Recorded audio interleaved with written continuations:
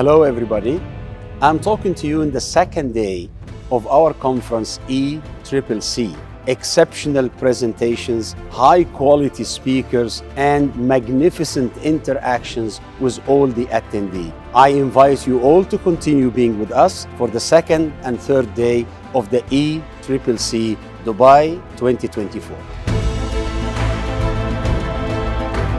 It is our 20th anniversary of the Emirates Critical Care Conference.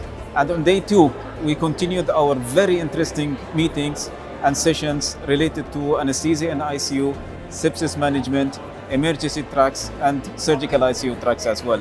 In the afternoon, we had abstract sessions related to neurocritical care, emergency, nursing, adult critical care, and student abstracts as well. And all of them, they are fascinating, very interesting. Thank you so much, and I look forward to meet you again.